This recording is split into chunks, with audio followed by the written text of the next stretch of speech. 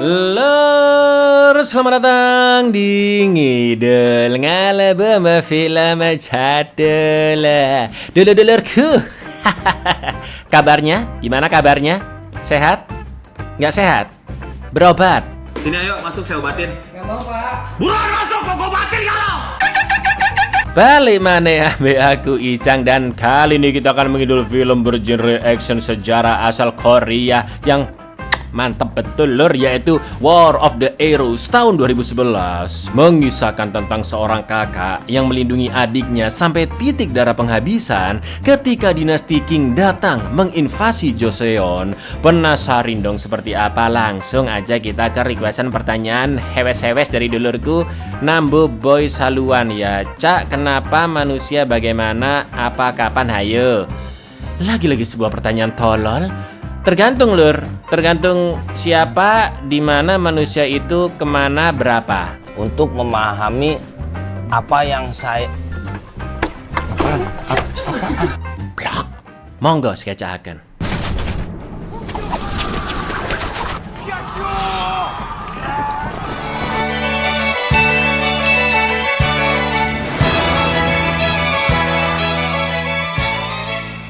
Pada suatu malam di era dinasti Joseon tahun 1623, anggota keluarga kerajaan bernama Injo melancarkan kudeta terhadap kakeknya sendiri yang masih berkuasa, yaitu Raja Gwanghei. Suasana ibu kota Seoul pun begitu kacau, dan para anggota kerajaan yang tidak memihak kepada Injo lari pontang-panting menyelamatkan diri lur, termasuk kakak beradik yaitu Namyi dan Jain. Untungnya mereka diselamatkan oleh sang ayah Choi Pyongrung yang juga merupakan satria panah dan pelayan setia Raja Gwanghei. Pyongrung pun memberikan busur panah dan sebuah kalung, lalu menyuruh Namyi pergi dengan Jain untuk bertemu dengan Kim Musun yang berada di kota sebut saja Sumber Waras lur ya. Sebelum mereka pergi, Pyongrung juga mengingatkan Namyi bahwa satu-satunya cara untuk menaklukkan ketakutan adalah dengan menghadapi ketakutan itu. Namyi pun terus berlari membawa adiknya Jain sambil terus dikejar oleh anjing-anjing penjaga, dan sayangnya pasukan Injo berhasil membunuh semua anggota kerajaan Gwanghei termasuk Pyongrung lur. Dan inilah perang panah. 그래야 벗어날 수 있는 이라 김무선이란 사람이다.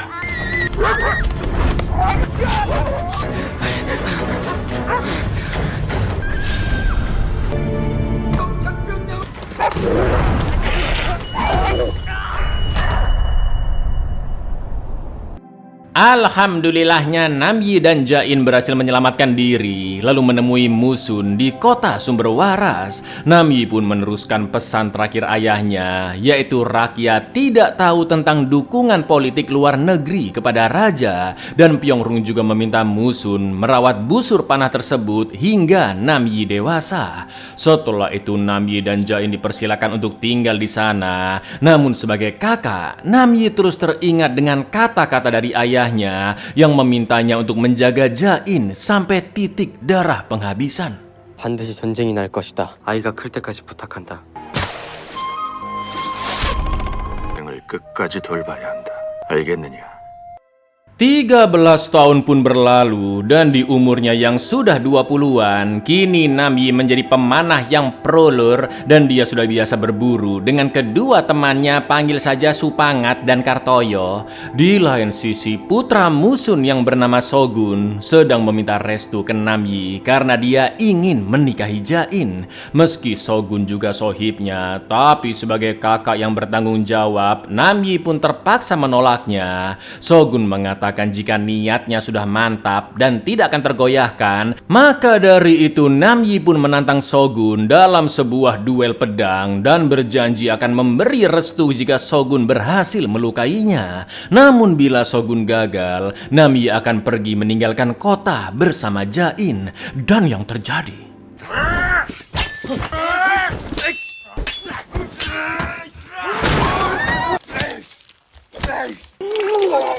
Karena kekacauan itu mereka berdua pun dihukum oleh Musun dengan dicambuk betisnya. Musun lebih keras menegur Namyi karena dia sudah lama tidak pernah latihan, hobi minum hammer dan dianggap hanya suka happy-happy. Padahal dulu ayahnya Pyongrung adalah seorang pelayan setia kerajaan. Namyi pun membela diri dengan mengatakan bahwa Musun dan orang-orang di sana masih hidup karena lokasi sumber waras yang cukup jauh dari Seoul.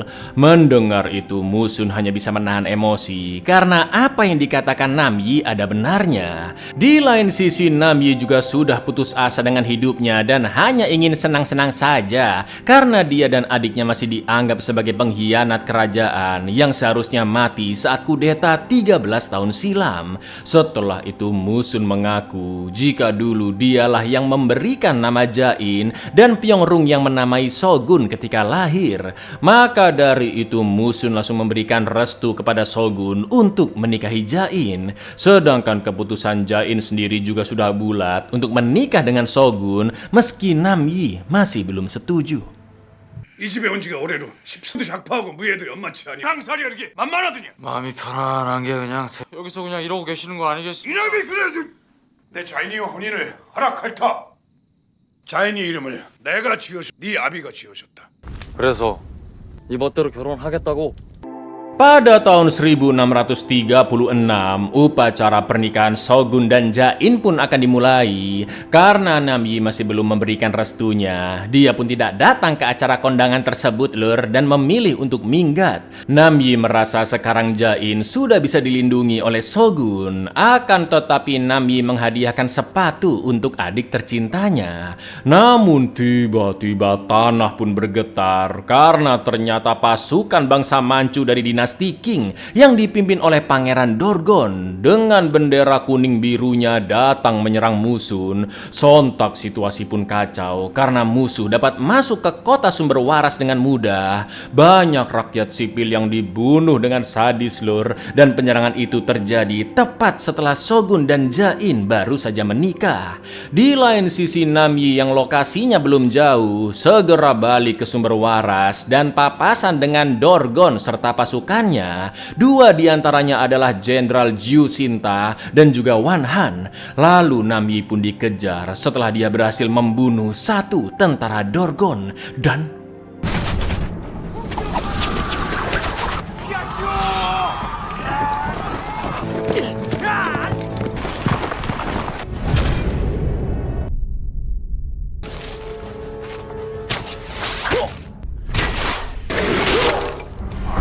naasnya Musun tewas terbunuh dan banyak orang-orang sumber waras yang ditangkap oleh pasukan Dorgon. Begitu pula dengan Shogun, Jain, juga dua sohib Namyi yaitu Supangat dan Kartoyo. Di lain sisi Namyi berhasil membunuh dua musuh, namun dia terkena panah Jiu Sinta dan jatuh dari tebing. Jiu Sinta pun dipuji oleh Pangeran Dorgon karena telah berhasil membantunya menguasai sumber waras dan menangkap rakyatnya. Namun Jiu Sinta sendiri terkejut dengan kemampuan memanah Namyi yang dianggap sangat hebat.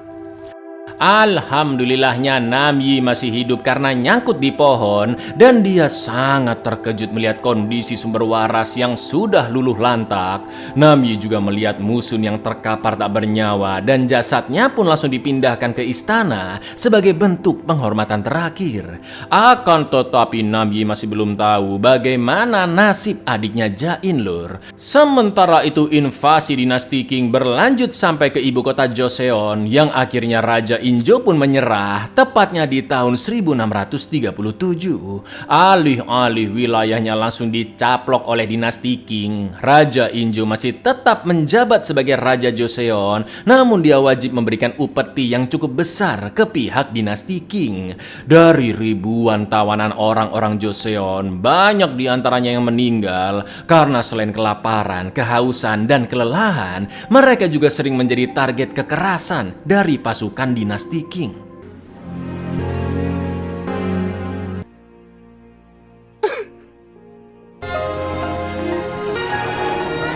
야 아버지 무엇이세요? Namyi berusaha melacak para tawanan dengan memburu 3 tentara dinasti Qing yang lewat dan menanyakan keberadaan pasukan bendera kuning biru yang dipimpin oleh Pangeran Dorgon. Salah satu dari tentara itu mengaku jika pasukan Dorgon sedang OTW ke utara. Saat itu juga Namyi pun langsung berjalan ke utara dan sempat membantai pasukan Qing di kota yang dia lewati sendirian, lur. Dari sinilah sang legenda dimulai. Karena menurut komandan Qing yang ditugaskan di kota tersebut, gerakan Namyi sangat amat cepat dan hanya terlihat panah yang berterbangan memburu para musuh.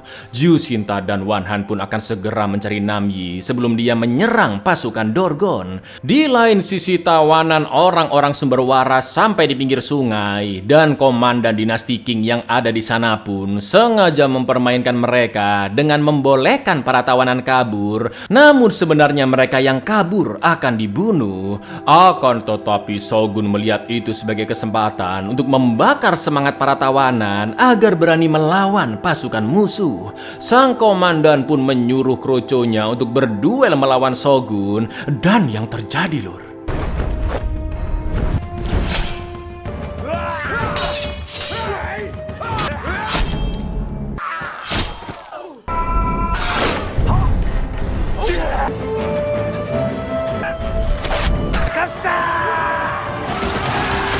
Tepat ketika Shogun memenangkan duel, Namyi pun datang dan menyerbu para prajurit Qing. Para tawanan akhirnya berani menyerang musuh dan dengan ini mereka semua pun terbebas.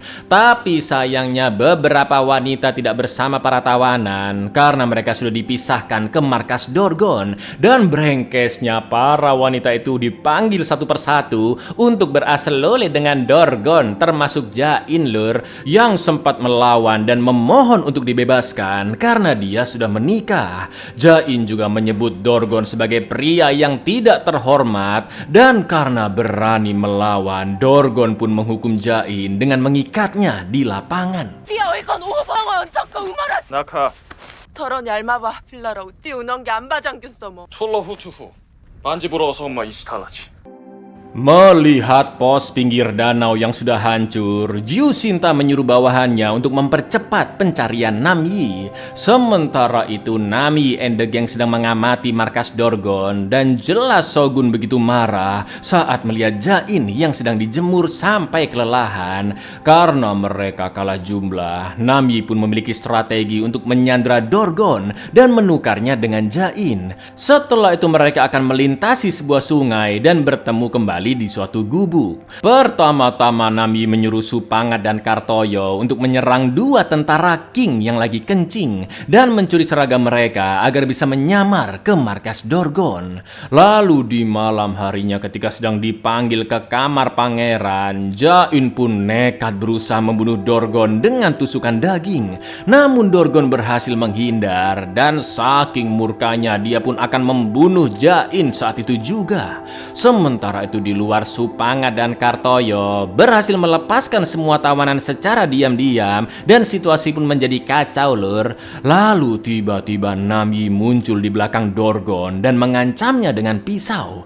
Tak lama kemudian Shogun juga membunuh para penjaga dan Jain sangat terkejut melihat kakak serta suaminya datang menyelamatkannya. Namyi pun menyiram Dorgon dengan hammer dan mengancam akan membunuhnya di depan para tentara Qing jika mereka tidak dibiarkan kabur. Para tentara pun hanya bisa terdiam melihat Shogun dan Jain pergi dari sana, yang nanti mereka akan bertemu dengan Namyi, Supangat juga Kartoyo di gubuk sesuai rencana. Begitu adiknya sudah kabur dengan aman, Namyi pun nekat membakar Dorgon hidup-hidup, lur.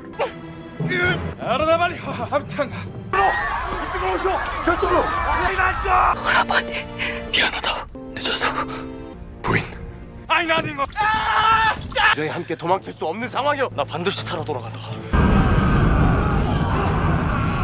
Pangeran biadab Dorgon pun akhirnya tewas terbakar dan mari kita ucapkan bersama-sama, lur, mampus. Setelah itu Namyi buru-buru pergi dengan mencuri kuda, namun dia masih harus kabur dari kejaran prajurit Qing dan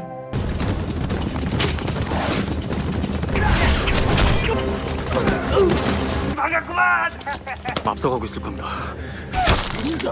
양씨, 무려 6명짜리입니다. Namyi sudah bertemu kembali dengan Supangat dan Kartoyo, namun Shogun dan Jain tidak ada di sana, yang mungkin mereka berdua masih dikejar-kejar oleh musuh. Akan tetapi ngerinya datang pasukan Jushinta yang menembaki mereka dengan anak panah mematikan karena berat ujungnya lebih dari 1,5 kilogram, lur. Lalu yang terjadi?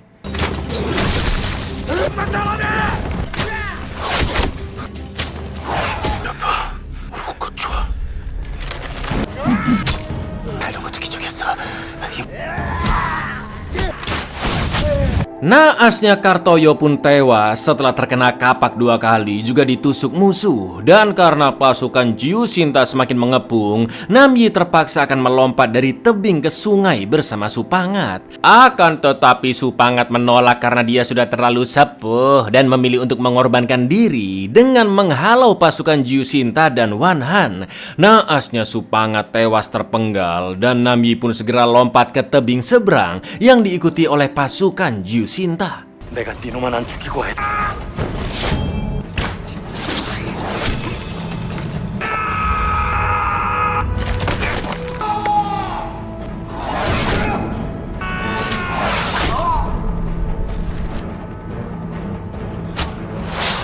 Dengan panahnya Namyi berhasil membunuh beberapa musuh termasuk Wanhan dan dia pun kabur dengan selamat. Di lain sisi Shogun dan Jain sudah tiba di gubuk, namun kaki kiri Jain bengkak karena medan yang mereka lalui. Jain tidak mau membuang sepatu pemberian kakaknya yang meski hanya sebelah dan terlihat compang-camping, lur. Lalu ketika sedang pergi mencari air, Shogun pun papasan dengan seorang prajurit King dan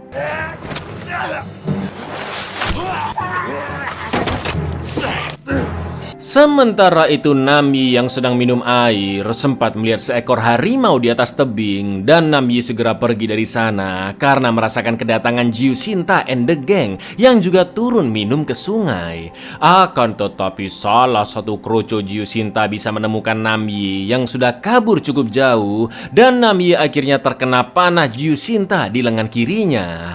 Untungnya Namyi masih bisa bersembunyi di ladang penuh rumput tinggi dan langsung mencabut panah di lengannya.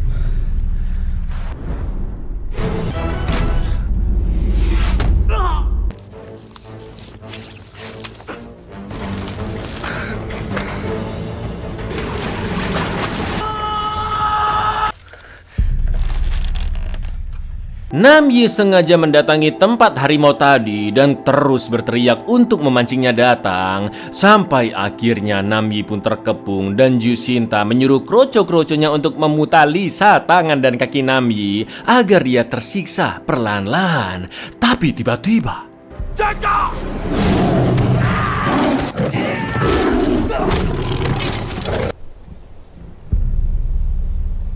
harimau itu membunuh 2 prajurit, namun dia mati terkena panah Jushinta dan rekannya. Sementara Namyi mengambil anak panah yang terjatuh dari korban dan kabur menyelamatkan diri. Lalu Namyi pun membuat selongsong panah dari bambu bernama Pyeonjon serta anak panah berukuran kecil agar tembakannya lebih presisi dan juga cepat. Lalu Namyi pun bersembunyi dan bersiap menembak Jushinta serta 3 kroconya yang tersisa dari kejauhan. Begitu mereka terlihat, Namyi pun memanah kaki salah satu musuh yang membuat situasi terasa mencekam bagi Jushinta DKK karena mereka tidak tahu posisi Namyi dan bisa mati dipanah kapan saja. 하나, 둘.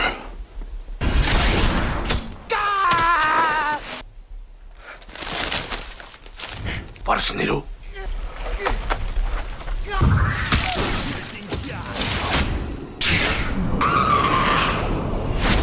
Sumpah keren banget, Kre. Ketika benar-benar fokus panah Namyi tidak pernah meleset, 3 kroco Jushinta pun terbunuh. Bahkan 1 tembakannya menewaskan 2 orang sekaligus. Tapi ya seperti biasa orang jahat pasti nyawanya banyak ya kan, lur. Jushinta masih terselamatkan karena panah Namyi mengenai ornamen besi di dadanya. Setelah itu Namyi pun tiba di gubuk dan melihat jasad tentara King serta kaos kaki Jain.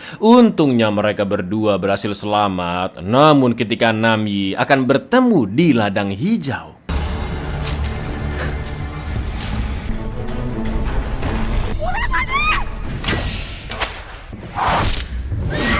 iya, Namyi terselamatkan karena Jain memanah kuda yang ditumpangi Namyi sepersekian detik lebih cepat sebelum panah Jushinta mengenai endas Namyi. Setelah itu Jushinta pun memanah ke arah Jain yang langsung dilindungi oleh Shogun. Jain pun segera mengambil pedang untuk melindungi kakaknya. Sedangkan anak panah yang dimiliki Namyi dan Jushinta sama-sama tersisa satu lur. Posisi Jain berada di antara mereka berdua. Dan itu artinya Namyi harus memanah dengan cepat dan sangat-sangat amat presisi agar tidak mengenai adiknya Jain. Sampai akhirnya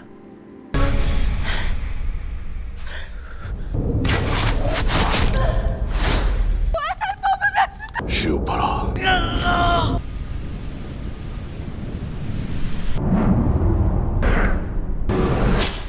panah menembus leher Jushinta hingga tewas. Akan tetapi Namyi juga tidak bisa bertahan karena kehabisan darah setelah mencabut panahnya. Jain pun sangat tersentuh melihat sebelah sepatu yang masih disimpan kakaknya, seolah-olah menjadi pengingat agar Namyi harus melindungi Jain sampai akhir hidupnya. Naasnya tak lama kemudian Namyi pun meninggal, namun dia telah berhasil menepati janji sekaligus perintah dari ayahnya, yaitu melindungi sang adik sampai titik darah penghabisan. Lalu film pun ditutup dengan Jain dan Shogun yang kembali ke wilayah Joseon dengan mengarungi sungai Yalu bersama jasad Namyi di kapal.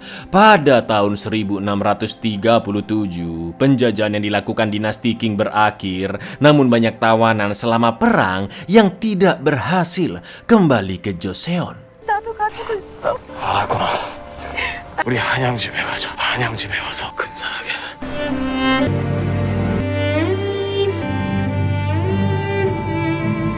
Wow, cakep banget ini film lur. Dan dari sini kita bisa belajar bahwa hidup penuh pengorbanan, pengorbanan perlu perjuangan, dan perjuangan butuh kesabaran. Assalamualaikum.